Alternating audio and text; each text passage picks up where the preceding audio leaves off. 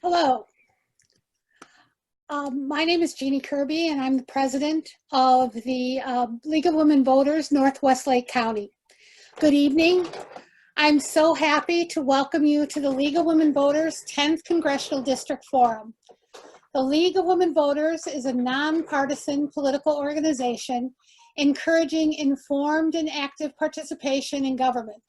It works to increase understanding of major public policy issues and to influence public policy through education and advocacy. The League does not support or oppose candidates or political parties. This event is sponsored by 5 local leagues within the 10th Congressional District. The League of Women Voters Arlington Heights, Mount Prospect and Buffalo Grove, the League of Women Voters Deerfield area, the League of Women Voters Highland Park-Highwood, the League of Women Voters Lake Forest, Lake Bluff, and the League of Women Voters Northwest Lake County. Each of these leagues sponsor events and would like to remind you of the Lake County elected officials virtual forum on October 11th. The candidates will be those on the ballot for state's attorney and the Lake County coroner. We hope to encourage you to watch the forum that will be posted on the League of Women Voters Highland Park Facebook pages, and also will be posted on the participating leagues' websites or Facebook pages. Finally, I would like to introduce you to our moderator for this evening. The moderator for the League of Women Voters debate or forums cannot reside within the district of those candidates participating in the debate or the forum. With no further ado, I'd like to introduce you to Karen Rebarb. Karen Rebarb is a member, or has been a member, of the Arlington Heights area and is a former president and current vice president of the League of Women Voters of Cook County.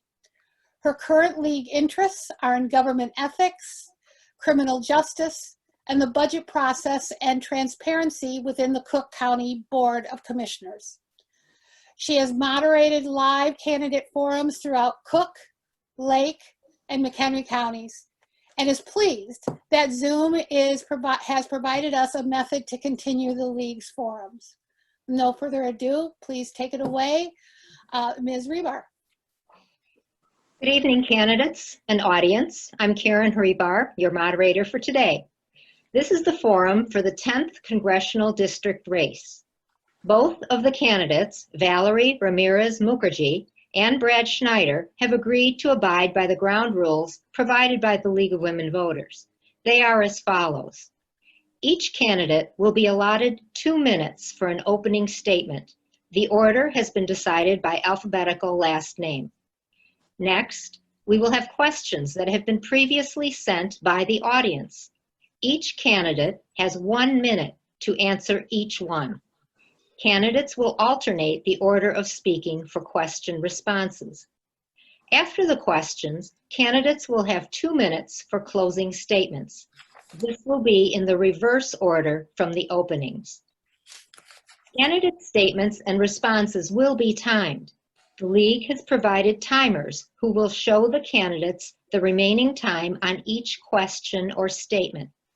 They will give 1 minute and 15-second warnings for opening and closing statements and 15-second warnings for questions. Candidates, please restrict yourselves to answering questions posed by me.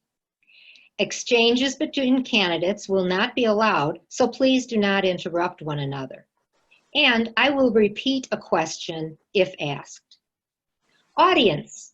Questions have been obtained from the audience during the Zoom registration. Questions must have been directed to both candidates, and questions have been reviewed by League members for clarity, appropriateness, and to avoid duplication. All questions might not be asked due to time. Because the League retains ownership of this forum, and it is being recorded by the League, and it will be available afterwards, we ask the audience not to record any part of this forum. The recording will be available by Saturday on League HP-HWD, and the League of Women Voters of Illinois Voters Guide, probably also on League Facebook page.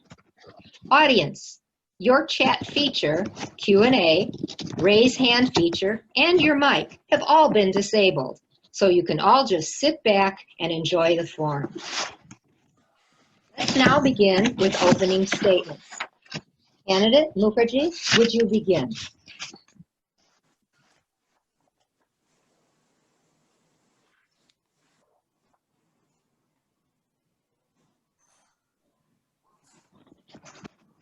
Just want to make sure you guys can see me. I chose to start my video, but I don't see myself. You're on. I'm on. Okay, good. Well, hi, everyone. My name's Valerie Ramirez Mukherjee. And I always try to explain it to people. The last name, my middle name is my maiden name. My married name, my last name Mukherjee is my married name. So, you know, a little bit about me. I'm not a career politician. I got involved in politics a long time ago when I was an undergrad at UC Berkeley, and I fell in love with it. It was exciting. No one in my family had ever gotten involved before. I'm a first-generation college student, was raised by a single mom in a working-class neighborhood. But then I stepped out of politics, went and built a career in business, got a couple degrees, continued to invest in my skills, ended up getting a master's in public administration from Columbia and an MBA from Wharton, and worked in finance and technology. And when I moved here several years ago, I fell in love. But then when I looked around, I said, why is this place not prospering? Why aren't we doing more in this beautiful, beautiful place? So I started digging, started looking around at results, both at the state, local, and federal level. And I said, this is not acceptable. I stepped out 25 years ago, I'm stepping back in, and Congress's favorability was 40% on average then. Now it's in the teens. That's not okay. And when I look at results in this area, which can prosper so much more, you know, I respect Congressman Schneider, and I've said this before, this is a hard job, but there's been little to no results. And we'll talk about that a little later. So that's why I'm running. I want to, you know, I don't want to in 25 years tell my daughter, sorry, it's even worse. That's what I've handed to you. I hope to do something to disrupt it. Thank you. Thank you. Candidate Schneider, would you speak your opening statement? Thank you and good evening. First, I want to thank the League of Women Voters for organizing tonight's forum and welcome everyone who is joining us at home. I hope you and your loved ones are doing well in this difficult time. As your representative, I am focused on the needs of the 10th District in Washington and here at home. Over the years, I've held hundreds, if not thousands, of outreach meetings. I've visited countless local businesses, schools, and organizations. I've hosted job fairs, healthcare fairs, and other informational programs. And even with the pandemic, I've continued to connect through virtual events to help the people I represent. I know my district and the people know me. They call when they have concerns. They call when they can't afford their prescription drugs or when their medicines are coming late in the mail. They call when they need help with Social Security or Medicare or the VA, or they just need an expedited passport. But I also know their stories, their priorities, their aspirations, and their challenges, and I'm working to help them through this pandemic. I am doing all I can to protect the healthcare and fight for the against the administration's efforts to overturn the Affordable Care Act and their efforts to once more put people with pre-existing conditions at risk of losing their health insurance. I helped pass the CARES Act and was grateful to have legislation that I previously introduced included in those bills that became law when the president signed them. With my team, we did all we could to help our small businesses get the forgivable PPP loans and was pleased that we were able to save 92,000 jobs in the 10th District alone. I have helped provide assistance for our essential workers, our healthcare workers in hospitals, nursing homes, teachers, firefighters, and other frontline heroes. And I continue to fight to restore the SALT deduction in full. For all these reasons and more, I've earned the endorsement of all 3 local newspapers, the Chicago Tribune, the Daily Herald, and the Sun-Times, and also every major endorsing organization. So again, I know the values, priorities, and interests of our district. I've proven willing to stand up to the Trump administration when they are wrong, while at the same time showing independence by working across the aisle to find solutions. I look forward to serving this district in the future. Thank you. Thank you. Now let's move to the audience questions. Mr. Schneider will be first. This question is in the category of voting rights. The question is, the Supreme Court recently invalidated parts of the 1965 Voting Rights Act, which has enabled many states to pass new restrictions on voting. How will you protect voters' rights? Thank you, and that's a crucial question. The Supreme Court, in the Shelby decision, as you mentioned, eviscerated much of the Voting Rights Act of 1965. We had tried to pass legislation, and most recently the House passed the John Lewis Voting Rights Act, which I hope the Senate will pick up. Voting is a fundamental right of every American citizen. It's something we should all take very seriously, and we need to work to make it easier for all Americans to cast their ballots. We need to work to make sure that everyone knows they can cast their ballot safely, whether that's at home, at their kitchen table and putting their ballot in the mail, or going to vote early, or on Election Day, November 3rd.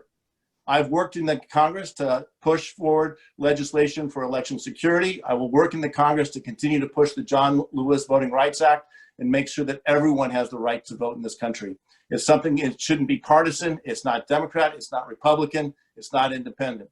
We need people to vote. In our country, we have less than 50% typically come out for elections. We need to get that closer to 80, 90%, and that's what I'm working to do. Thank you. Ms. Mukherjee, same question.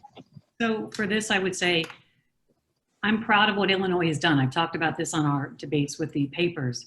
We here in Illinois, you have to request your ballot, right, to get mailed to you. I think that's fantastic. I think about my childhood with my single mom who was working long hours.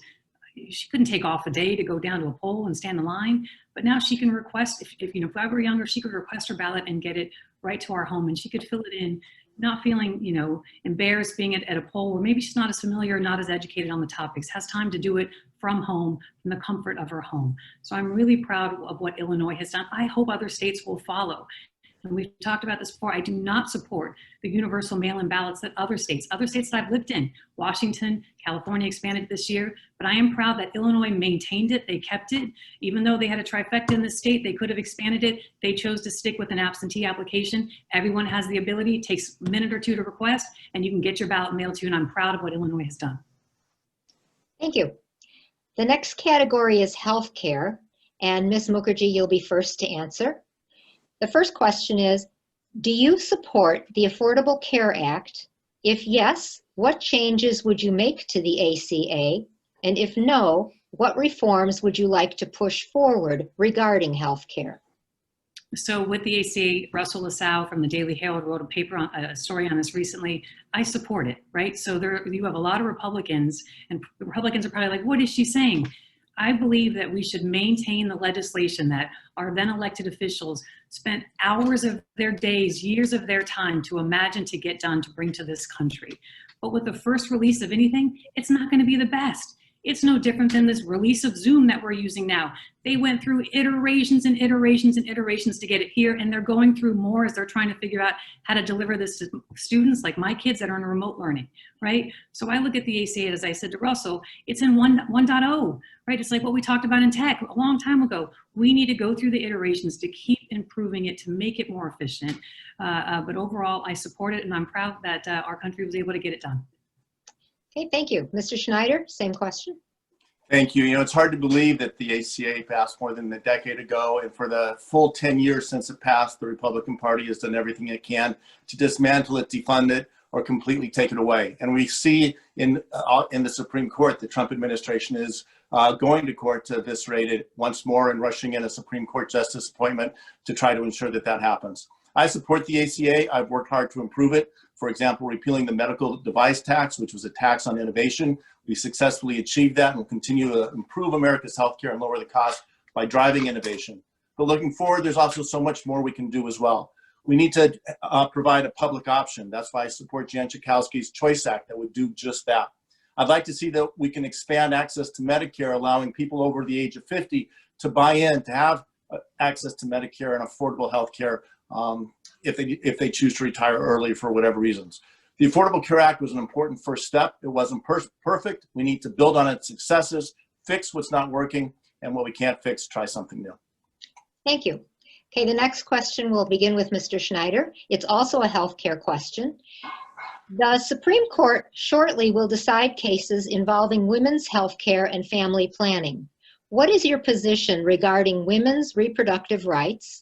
Should contraception and abortion be covered by private and government insurance? Thank you for that question. This is a really very important issue. First, let me state unequivocally, I believe everyone in this country, men and women, should have full access to health care. It should be a private matter between them and their doctor, and that includes reproductive rights for women. The government has no business in there. I support Roe v. Wade. I don't think the court should overturn it. And furthermore, I think that Congress should repeal the Hyde Amendment that prevents women from getting full health care. For example, my son's in the Navy. He has access to full health care as a Navy officer, but the woman serving right next to him doesn't because of the Hyde Amendment. So yes, I support a woman's right to choose 100%. That's why I have the endorsement of both Planned Parenthood and NARAL. And I believe we need to repeal the Hyde Amendment and make that right absolute, not conditional. Thank you. Ms. Mukherjee. So as a woman who has had two, live births, one miscarriage, one ectopic, almost died from childbirth, this is something that I have a lot of experience with. And so again, as a Republican, I call myself purple. You can see my purple in the back. I believe a person should have a choice what to do with their body. But I believe that choice should be up into a period of time. I remember when I was 20 weeks pregnant with my child and my belly was out pretty far. I can't imagine someone terminating the life of a child really beyond 16 weeks. Technology has changed since this was passed in 1973, the year I was born, right? And so I believe that a woman should have a right up until a point. I think it is inhumane after that for both the woman and the child, the baby, to have partial birth abortion, which I understand Congressman Schneider supports, or late stage abortion, which I believe Congressman Schneider supports, or federal funding, which was never intended under Roe v. Wade. And it has expanded as Congress has decided, let's continue to expand the rights. I do not support federal funding of abortion either. Thank you. The next question is regarding COVID, which is a big topic nowadays. The question, and we will start with Ms. Ramirez Mukherjee. What policies will you pursue to promote physical, economic, and social health during and after the COVID-19 pandemic for businesses, employees, and the unemployed? Big question. It's a big question, a lot of pieces. So I'm just going to focus on the economic. I say where we are now, what are we at, 27 trillion? Like, really? How are we going to pay that back? When I got involved in politics, I remember we were at 6 trillion. The book that I remember, reading with Newt Gingrich and others, we were at 6 trillion. It's 27 trillion now, 27 trillion. And all the stimulus that continues to be provided, where is that going to end? We're going to explode.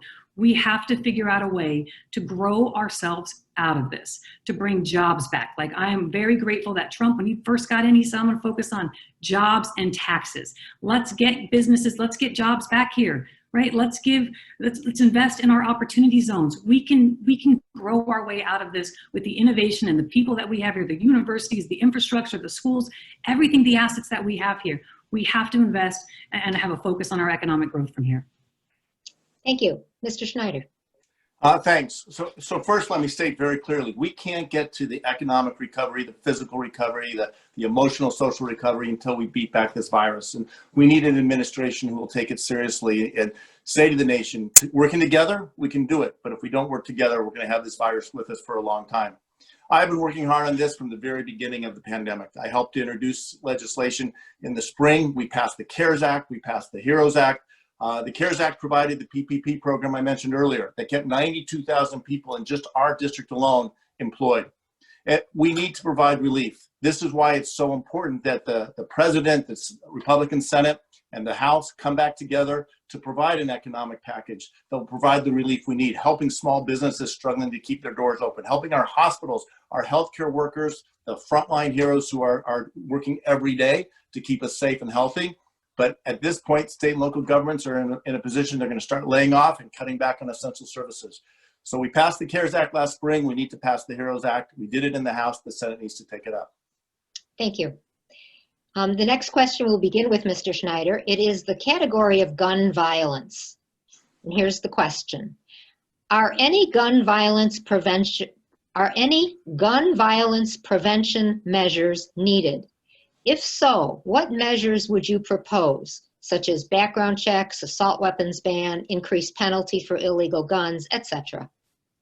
Thank you. The short answer is yes. We desperately need measures. We have seen an epidemic of gun violence around our communities, around the country, making it unsafe for kids to go to school, to go to the mall.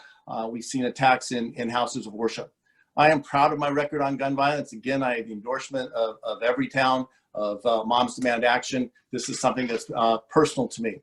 On January 8th of 2019, I helped introduce HR8, a bill that would require universal background checks. In addition, I helped introduce and pass legislation that would close the Charleston loophole. There are many things we can do, like banning assault weapons, making it illegal to traffic guns across state lines. These are steps that we've taken in the House. They've been blocked in the Senate. I will continue to work for these things. I will continue to make sure that in the House, we are leading on these issues, but we need the Republicans in the Senate to agree on it. And the last thing I'll say, let me add, is that the NRA has been opposing us every step of the way. And I've been leading the charge to hold the NRA to account for their abuses of our tax code and make sure that they are not able to block our efforts to provide gun safety in our communities. Thank you. Ms. Mukherjee. So what I'd say is you can pass all the universal background checks, all the laws you want. A criminal's not going to go there and say, oh, let me make sure to go through this process before I'm going to get a gun and go commit a crime. Not going to happen.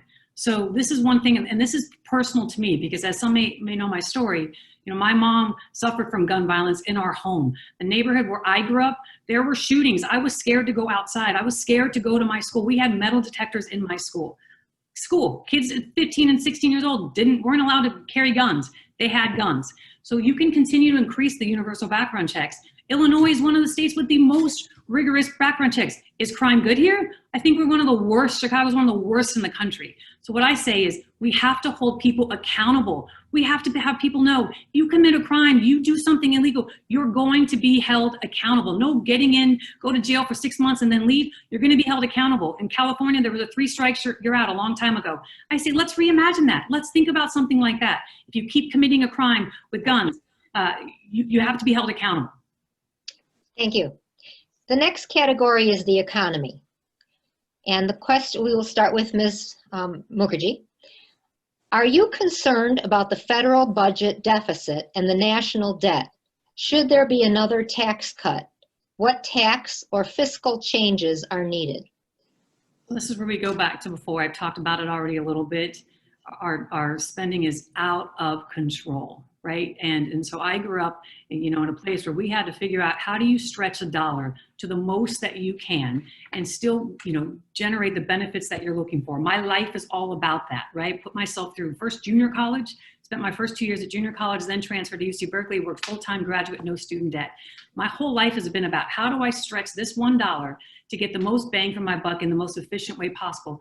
We need to figure out a way to be more cautious with our spending. We can do more with less. I'm confident of that.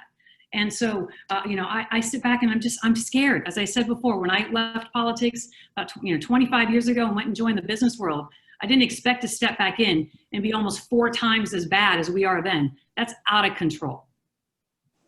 Thank you. Mr. Schneider. Thanks. This is another critical question because we're talking about our children's future. The debt actually is at $23 billion, which is at 100% of our GDP, of our full annual economy. It's not sustainable, but we need to get through this crisis first. So we need to pass another stimulus bill. We need to provide relief to working families and small businesses, but we also need to get to the other side. One of the challenges we're facing is that 2 years ago in 2017, the House passed the Tax Cut and Jobs Act. This was a $2 trillion tax cut that put more money on our debt, providing benefits to the top 1% of wage earners, making it harder for working families and for the next generation. What we need to do is look to the future, come up with a tax reform, true tax reform that's bipartisan, Republicans and Democrats, put us on a fiscal trajectory that is sustainable, that ensures our children's future, and make sure we keep our promises to all generations. Thank you. The next question is under the category International Relations.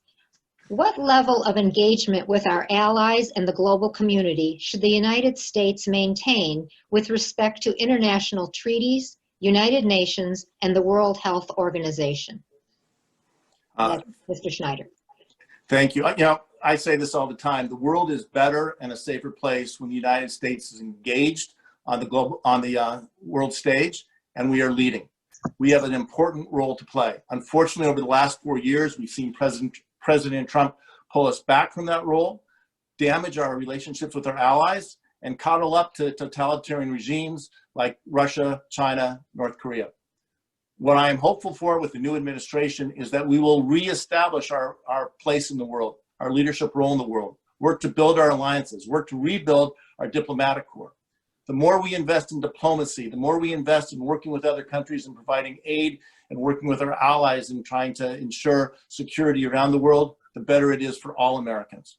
Foreign policy is a critically important issue to me. It's why I was on the Foreign Affairs Committee in my first 2 terms and remain as a leader among my colleagues. They come to me when they have questions. So it is critical that the United States has a role, that the president's seen as a leader, and the United States works together with our allies. Thank you. Ms. Ramirez Mukherjee. I will say that, but I just want to pause for a second and show a graph, because Congressman Schneider keeps mentioning that he helps, he passes, he does. But if I'm able to show this, I don't know if you're able to see it because you guys are holding things up, probably can't see it. If you go to congress.gov, in his time in the last 2 years where his chamber is controlled by Democrats, he's introduced 42 bills that he sponsored. How many of those have gotten through the four to five steps of government, introduced, passed House, passed Senate, to President, became law? Nothing. So this is one thing that makes me mad when I have these debates. I feel like we keep tricking our voters around, I'm effective, I have performance. But when you look at performance for our elected officials, we have to remember, you have to be accountable. Only 3 of his bills have even gotten past his house, his own chamber, and nothing beyond that. So, but on this issue, I do believe, of course, we need to work with the world. My husband is an immigrant from India, but we also need to rebalance these relationships. If other countries are taking advantage of us, we have to say, you have to have the guts and the disruption to say, hold on, let's put a pause and let's try to think about renegotiating. We can keep saying it's all rosy. It's not all rosy. Thank you. Ms. Ramirez Mukherjee, you're going to be the first for this next one. This is on immigration. Is there a need for immigration reform? If so, what do you support? Dreamers, DACA, reuniting families, building the wall? DACA, yes. Dreamers, yes. Wall, I support certain parts of it. Reuniting families, absolutely. Clear. So again, I am married to an immigrant, first generation immigrant from India. There's 1 billion people in India. They want to come to this country. And being married to an immigrant helps me understand the perspective and the stories of what he has shared with me, of how grateful and lucky I am that I was born in this country. We tell our kids that when we travel the world, or particularly when we go to India. We say they won the geographic lottery. We need to have consistent immigration legislation between our branches of government. If the executive branch says you have to come here legally, and the legislative branch says, led by Nancy Pelosi, no, you don't. It's like a mom and a dad. The kid comes to one and says, can I get it? You say, sure. Go to the dad, you say, no. That's not fair. We have to sit back and play nice in the sandbox together as a legislative and executive branch to say, let's agree. We're not going to get the extremes. Otherwise, we're on a seesaw. We have to come in the middle because we're playing with people's lives, and this isn't right. Thank you. Mr. Schneider. Thank you. Immigration is obviously a critical issue, and I support comprehensive immigration reform. I've been working for it since I got to Congress. I helped introduce the bill in 2013 that was blocked by then Speaker John Boehner. I support the Dreamers, been working to pass the DREAM Act, and will continue to work to do that. And unlike my opponent, I believe that the Dreamers should have a path to citizenship. There's a difference there. And I'm sorry, I have to go back to the last question, and I'm reminded of Daniel Patrick Moynihan in his statement that we're all entitled to our opinion, but you cannot have your own facts. Let me share some facts. Just this Congress alone, I've introduced 47 bills, 57% of which are bipartisan. 15 of my bills have passed the House, 3 of which were used to craft the CARES Act, which is now law. In the 116th Congress, I passed bills within the CARES Act, within the HEROES Act. In the 115th Congress, I passed legislation that would provide security to our schools. Did it in a bipartisan way with my colleague, Mike Boss from Southern Illinois, a Republican. That is now the law signed by President Trump. And because of the law that I helped pass, schools in our district, including Mundelein High School, have security to protect them against violence. Okay, thank you. Mr. Schneider, you'll begin the next question. It is regarding the Electoral College. Do you support the abolition of the Electoral College by constitutional amendment? Why or why not? Thank you. On that one, I support it by a simple raise of hands. We have seen in the most recent elections too many times where the Electoral College results in a different outcome than the popular vote. If Amy Coney Barrett is approved as a Supreme Court justice, 5 of the 9 justices on the court will have been appointed by a president who did not win the popular vote. We have a situation in our country that is simply untenable. So I believe we have to eliminate the Electoral College and move to a popular vote for president. Thank you. Ms. Ramirez Mukherjee. So Electoral College abolished? No.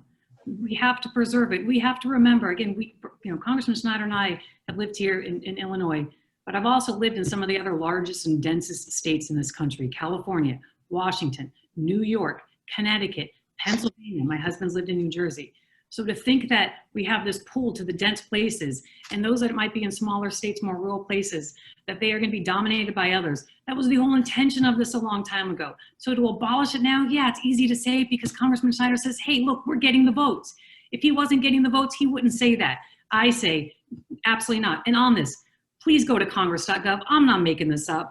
So all I'm going off of is the government website, congress.gov. You can choose some filters, choose a name, choose became law, choose where it stands, and it shows. So I don't know if he counts a line in his bill that got put in someone else's bill, like the CARES Act, where he and 385, I think, other people signed it. That is not passing a bill when you added your name to someone's paper. That would be like my kid coming home from school and saying, Mommy, I put my name on someone else's paper and I got an A. Not acceptable. Thank you. The next category is higher education. And Ms. Mukherjee, you'll be first. What plans do you support that will address the cost of higher education? And should Congress do something to help with student loan debt? So this is a topic near and dear to my heart. So first, I am the example of what you can do where you can stretch a dollar and do more with less, right? So when I wanted to go to college, I didn't move away. I didn't go borrow tons and tons and thousands of dollars and go to some fancy school that I couldn't afford. I lived at home with my mom. Of course I wanted to move out. I was 18. Who doesn't want to move out when you're 18?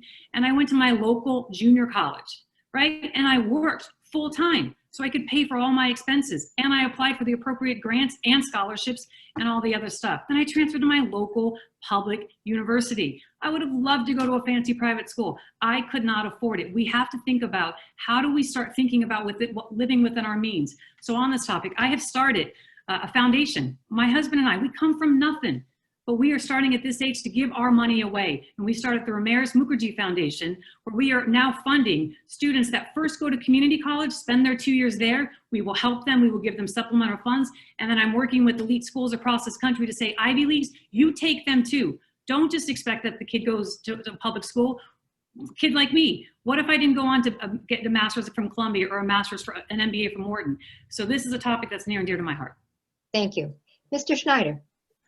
Thanks. I'm going to start with a little different angle because I think the greatest success we can achieve in higher education is starting with early education, making sure that every one of our kids in this country has access to preschool. We need to work to make sure that our kindergartners and first graders have the resources that they all learn how to read so that when they get into the second, third, and fourth grade, when they're reading to learn, they can have success. We've got to work to make sure that our ninth graders, especially our young ninth grade boys, graduate ninth grade with the confidence, because we know from our studies, if they finish ninth grade confident, they're going to go on and finish high school, and we've got to work to do that. But then when we get to college, there have to be pathways and affordable pathways for more kids to pursue higher education. Part of that is community college. I agree 100%. In fact, I was talking today with one of the trustees at CLC about what a great impact it had on him and how now he's giving back as a trustee. I want to see every kid who wants to go to a community college be able to do so, and be able to do so in a way that they can afford. And when they go on to four-year universities and even further graduate studies, we've got to bring down the cost of debt. But I don't support making it free for everybody, because that's helping people who don't need the help at the highest levels. We need to make sure that those who are struggling to climb up the ladders have the rungs to get up the ladder and succeed.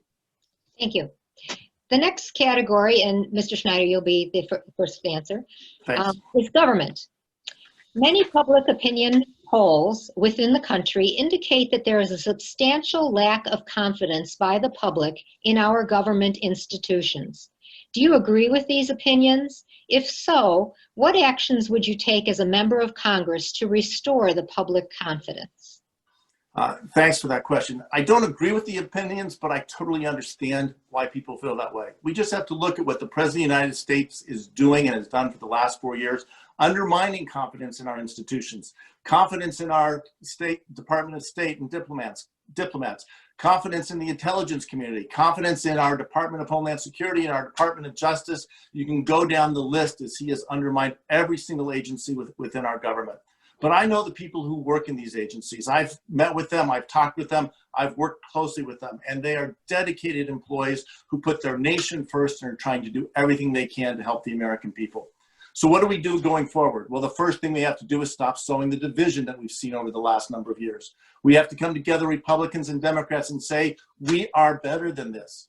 And that those people who work on our behalf, whether it's in providing healthcare or providing services or defending our nation, that they are working on behalf of our nation and give them the support that they need. So I'm hopeful that with the new administration, we'll make those changes and we'll come together and support these agencies. Thank you. Ms. Mukherjee. So my mom worked for her whole career at the Social Security Administration. When I went to grad school at Columbia at the Masters of Public Administration, a lot of my friends, really smart people that came out to work in different departments in our government.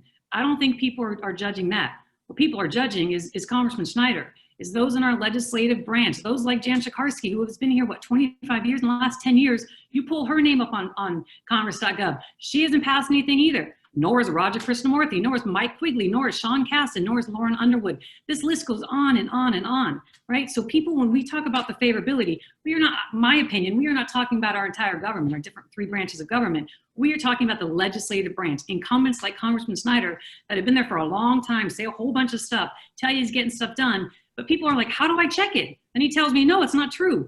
Go check Congress.gov. I'm not making this up. Thank you.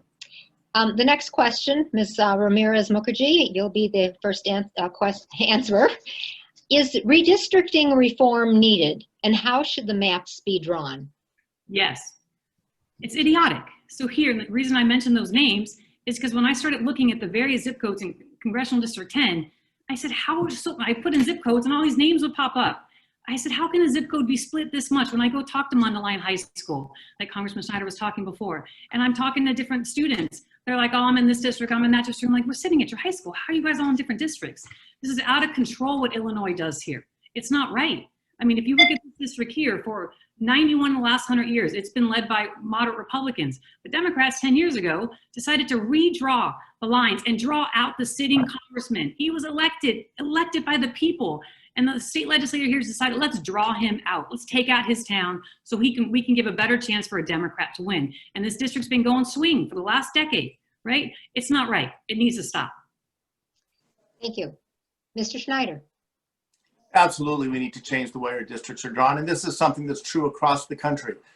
We've seen it in so many places where districts are drawn to either carve people out or concentrate people in and give us districts that are 90% Democrat or 90% Republican.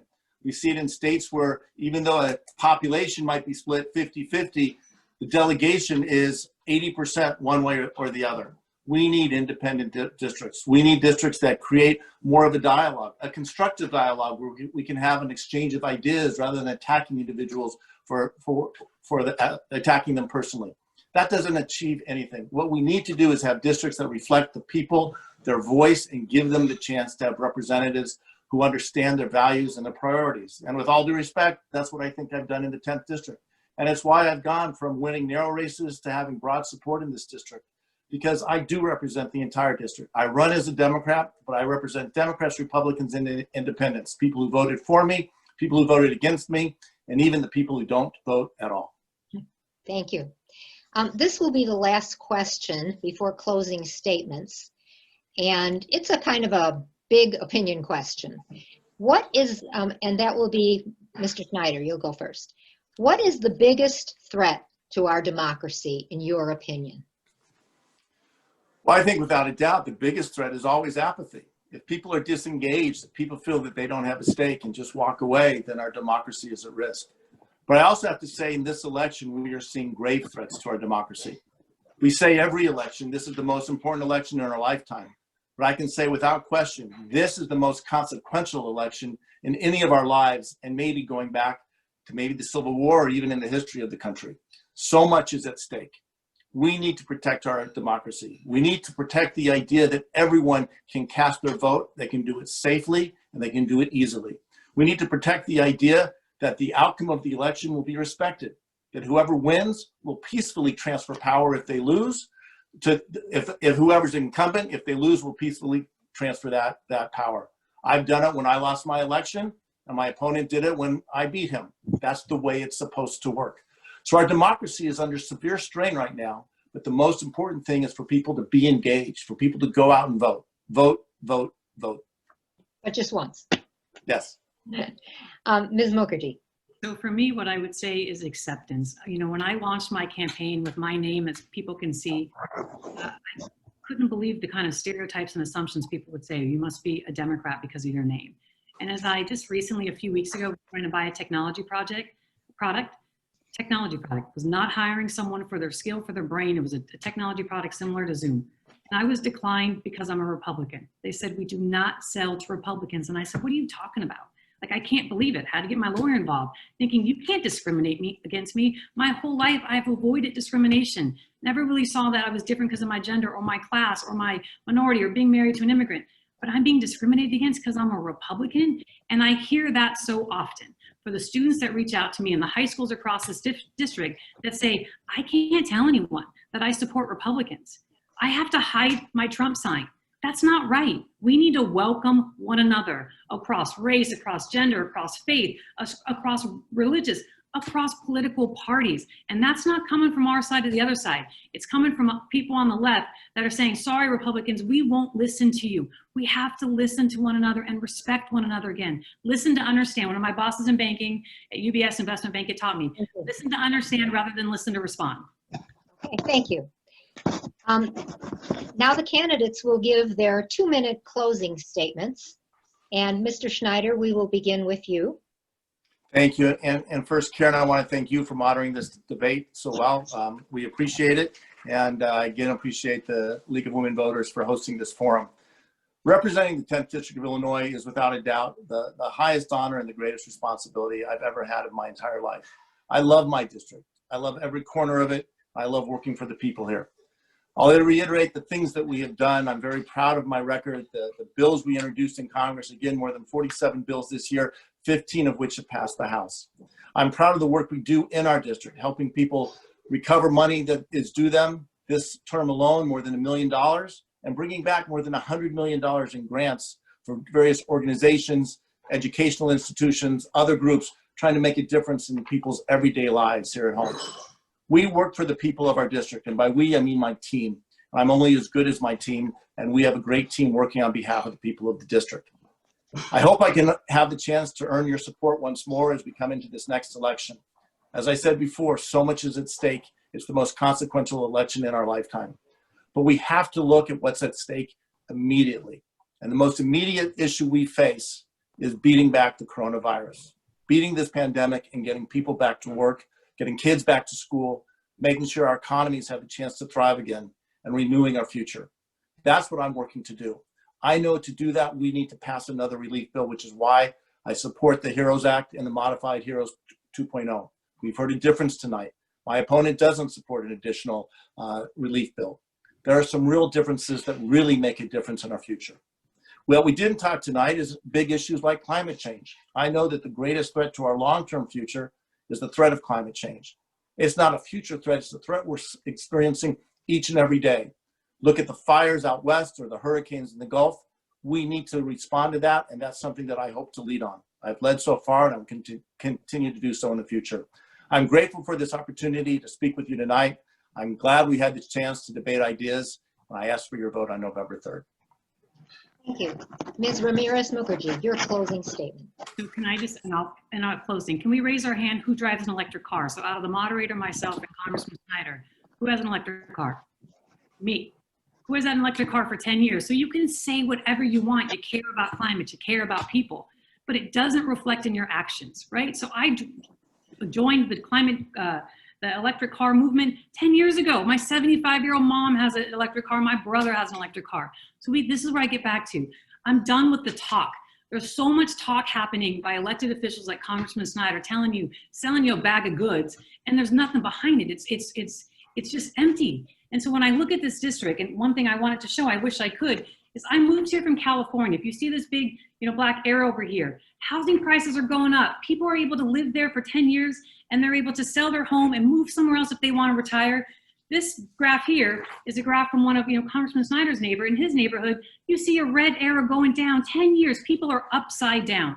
So if those that are listening here say, I want the same, this looks good. Congressman Schneider's been there 6 years. When I look at Congress.gov, the website on Congress.gov, and I choose past bills in the House, your name doesn't show up. It's not there. So again, if you want to add it to someone else's paper, if you think that's results, fine. I don't see that as results. And when I talk to people across this district, they don't think that there's results. And the facts speak for themselves. Go look at your equity. Upside down, whereas the towns I came from, here's one other town that came from, Washington. Look at this, even bigger. Why? Jobs, opportunity, disruption. When I look at Congressman Schneider, I don't see a disruptive leader. Having the status quo, having another leader like Shikarsky and others do nothing and hold the seat for a long time, I don't think it's right. It's up to you. Voters get to decide. You hire and fire us. It's up to you. Do you want someone like him who's been there 6 years, raised $20 million, spends all his time raising dough, but doesn't spend much time getting things done for this district? Or do you want someone like me, a mom, married to an immigrant, first generation college student who's going to come in and disrupt the status quo? Thank you. Thank you. Well, that ends our forum, and the League thanks the candidates for attending, and I'll applaud because no one else can hear, and the audience for your attention. Please remember to vote either by mail, early in person at central locations, or at your polling place, all by November 3rd. Thank you all.